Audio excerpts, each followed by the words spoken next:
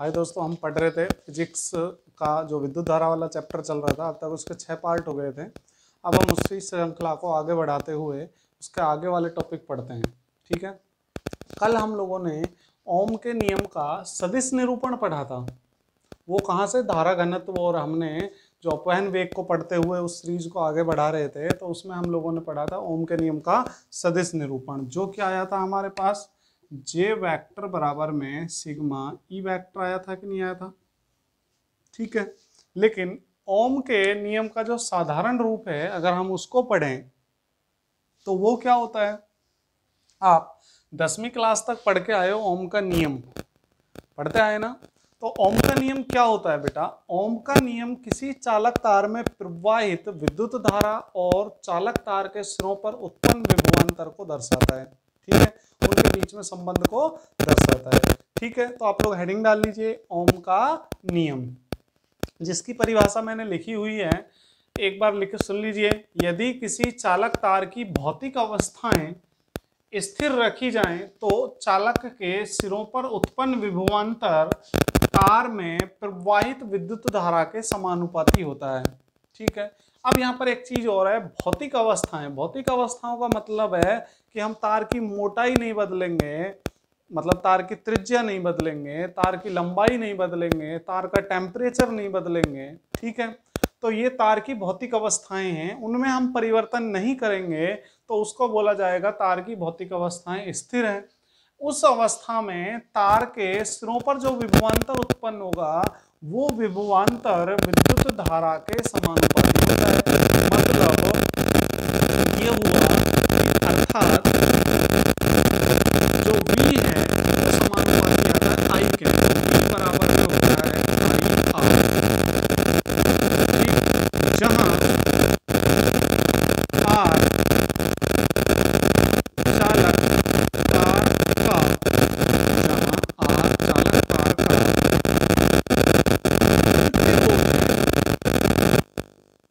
प्रतिरोध है। R वास्तव में होता तो एक नियतांक है, लेकिन वो नियतांक है क्या, चालक तार का प्रतिरोध। प्रतिरोध के बारे में हम आगे आने वाले पार्टों में पढ़ेंगे, लेकिन अभी के लिए आप मान लीजिए कि R यहाँ पर क्या है, एक जो है नियतांक है जो चालक तार के प्रतिरोध के बराबर होता है। ठीक है, अब आप आगे बढ़ते हैं। अब क्या है कि अगर आप V और I के बीच में, क्योंकि ये समानुपाती हैं, तो अगर इनके बीच में एक ग्राफ बनाया जाए तो ये आता है बेटा एक सीधी रेखा। अब चाहे आप यहाँ पर V ले लीजिए, चाहे यहाँ पर I ले लीजिए। ठीक है, तो चालक तार के लिए विद्युत विभवांतर और विद्युत धारा के बीच का जो वक्र आता है वो एक सीधी रेखा आता है।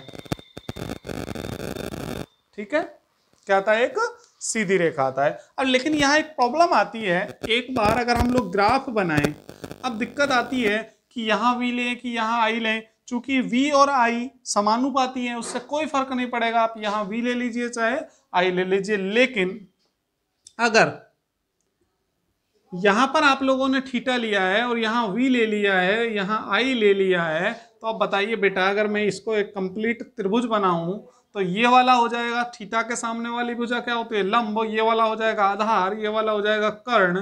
तो ये वाली अगर यहाँ से यहाँ तक वाली धारा लूं मैं, तो अब बताइए इस त्रिभुज में tan थीटा बराबर में क्या आएगा, लंब बटे आधार होता है। तो tan थीटा लंब यहाँ पर कितना है बेटा, विद्युत विभव वाली लाइन पर आ रहा है, V अपॉन में I।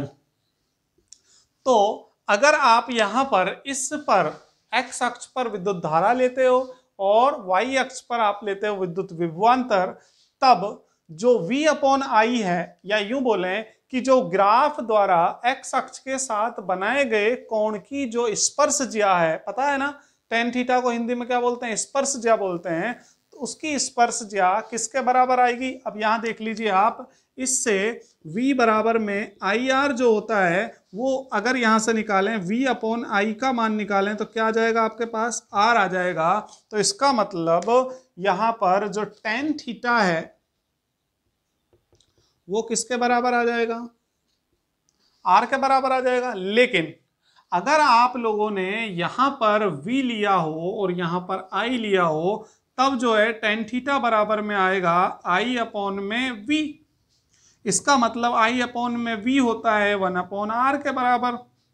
तब टेन थीटा किसके बराबर आएगा? 1/r के बराबर। इसलिए हम लोग यहाँ पर आई ले लेते हैं और यहाँ पर क्या लेकर चलेंगे? वी लेकर चलेंगे, जिससे वी अपॉन आई किसके बराबर आ जाए? टेन थीटा के बराबर आ जाए। ठीक है, तो यहां तक समझ में आ गया था ना? अब सुनिए,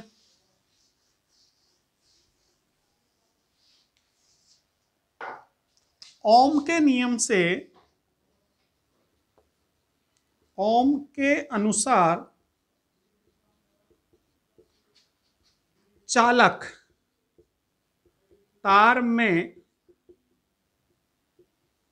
प्रवाहित विद्युत धारा तथा तार के सिरों पर उत्पन्न विभवांतर के मध्य, विभवांतर के मध्य वक्र जो ग्राफ है, ग्राफ एक सीधी रेखा प्राप्त होती है। ठीक है, क्या है? ओम के नियम के अनुसार चालक तार में प्रवाहित विद्युत धारा तथा तार के सिरों पर उत्पन्न विभवांतर के मध्य ग्राफ एक सीधी रेखा प्राप्त होती है। मतलब कि V और I के बीच का वक्र बनाया जाए तो वो प्राप्त होती है एक सीधी रेखा। अगर यहां पर थीटा कोण दिया हो तब जो टेन थीटा आएगा वो किसके बराबर आएगा? R के बराबर आएगा। समझ रहे हो? अब अभी थोड़ी देर पहले समझाया था ये मैंने। ठीक है, तो अगर यहां पर V लिया है, यहां पर I लिया है, तो टेन थीटा बराबर में V अपॉन I आएगा, जिसलिए इसको क्या लिख देंगे? R लिख देंगे। लेकिन अगर किसी एग्जाम में आपको यहां पर V दे दिया जाए और यहां पर I दे दिया जाए और ये वाला कोण थीटा दिया जाए, तब आप लोगों के लिए जो टेन थीटा आएगा वो 1/r आएगा, ना कि R आएगा। क्लियर है? ठीक है, समझ में आ रही है? अब आप इसको उतार लीजिए यहां तक। आप इसको स्क्रीनशॉट लेकर भी उतार सकते हैं। ठीक, आप इसका स्क्रीनशॉट ले लीजिए या वीडियो रोककर उतार लीजिए। ठीक है, यहां से आगे बढ़ते हैं भैया, चलें आगे। ठीक है,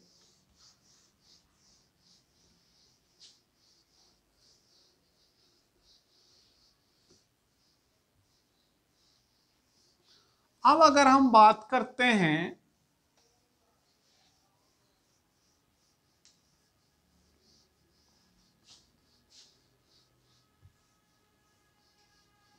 इसी को थोड़ा आगे बढ़ाते हुए, हम लोग एक छोटा सा टॉपिक और है, फिर हम प्रतिरोध को पढ़ेंगे। उससे पहले एक हेडिंग डाल लेते हैं बेटा, ओमीय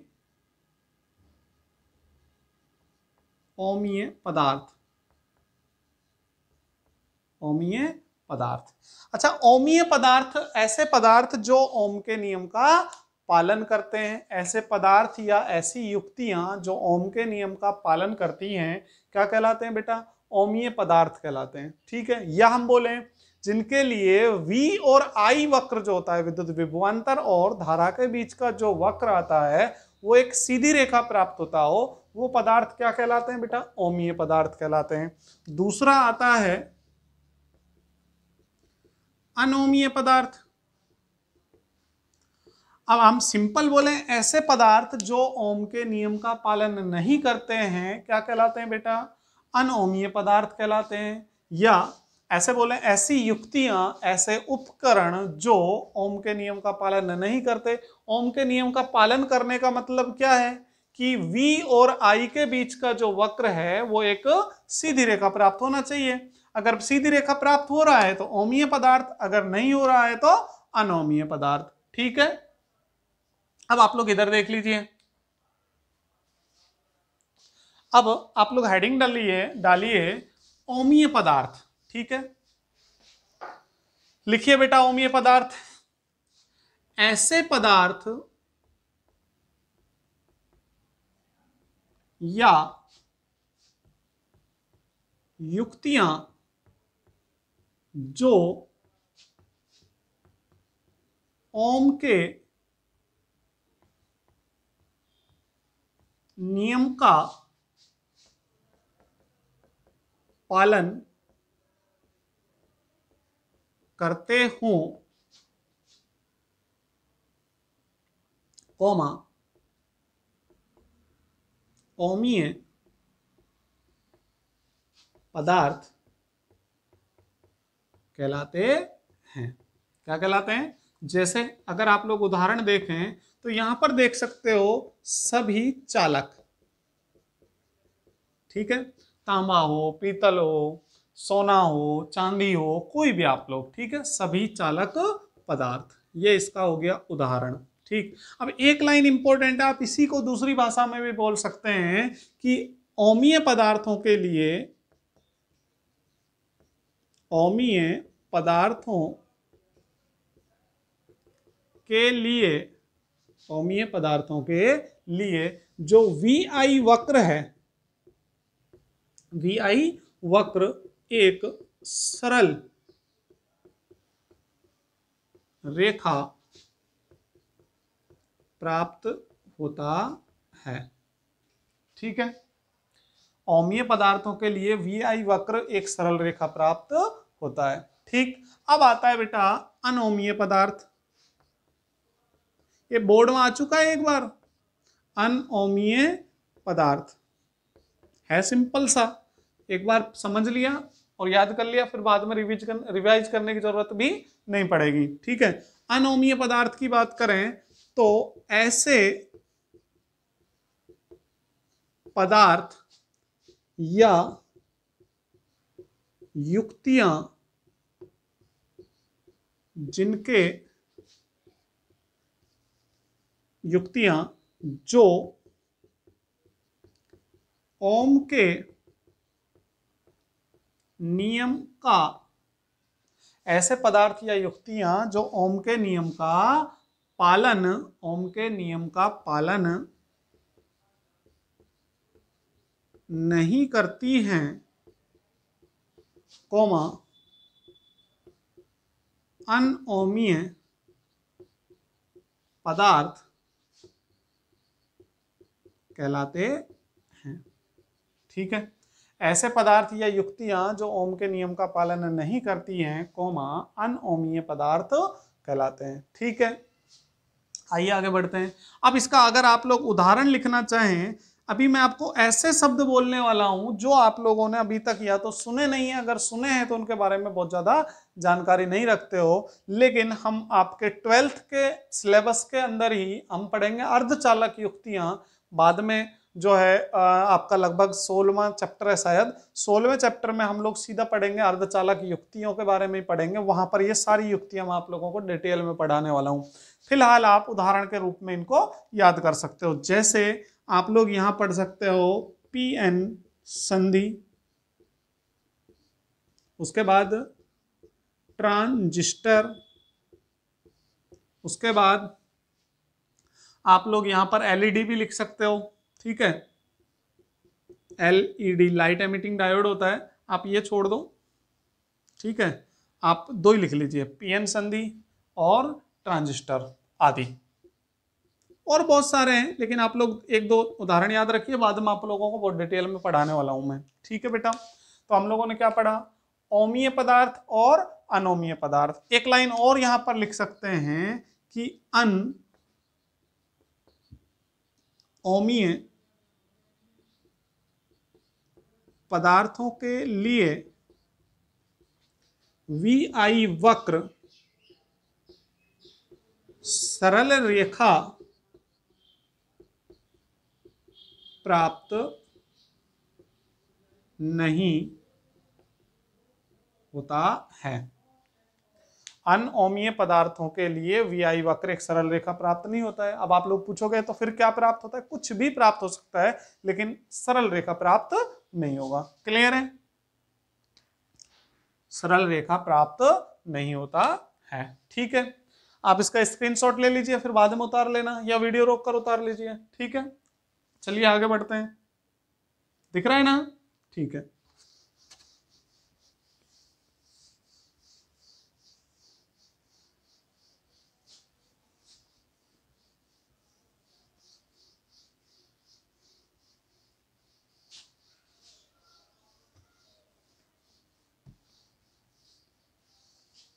अब हम लोग आते हैं आगे।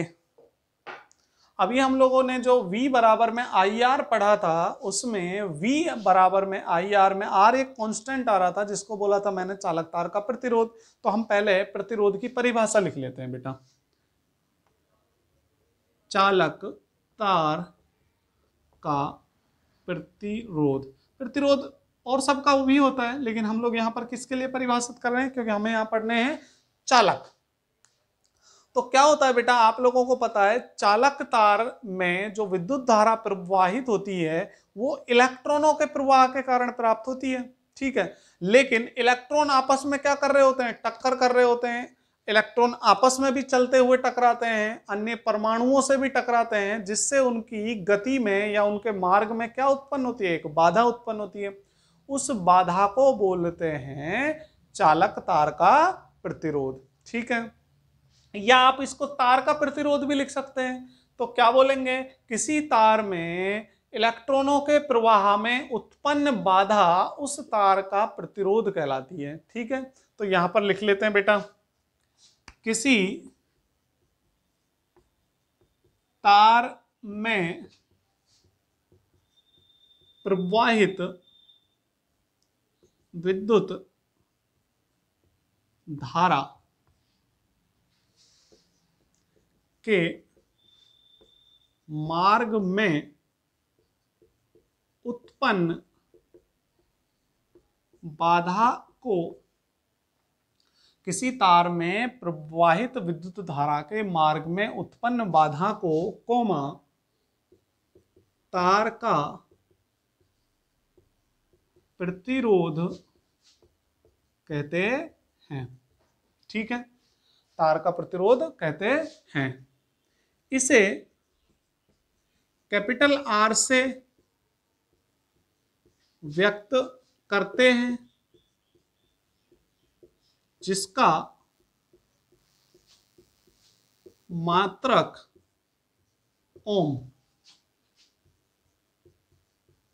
जिसका मात्रक ओम होता है, ठीक है। अच्छा, ये मैं आपको यहां लिखवा नहीं रहा हूं, बाद में बहुत आराम से समझ में भी आएगा। प्रतिरोध को इससे दर्शाते हैं, ठीक है। आप लोग ये वाला चित्र बना लेना, ठीक।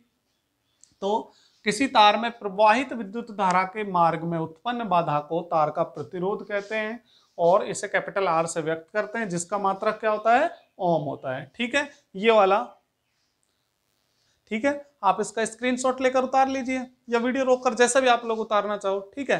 अब हम लोग नेक्स्ट वाला जो टॉपिक है वो हम कल पढ़ेंगे, ठीक है। लेकिन आप लोग हेडिंग डाल लीजिए, वो टॉपिक है प्रतिरोध की निर्भरता। क्या है वो, प्रतिरोध की निर्भरता, ठीक है। वो हम लोग पढ़ेंगे कल।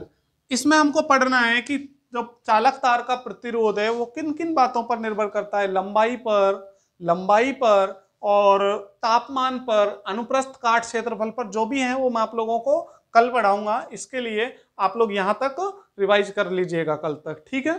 धन्यवाद।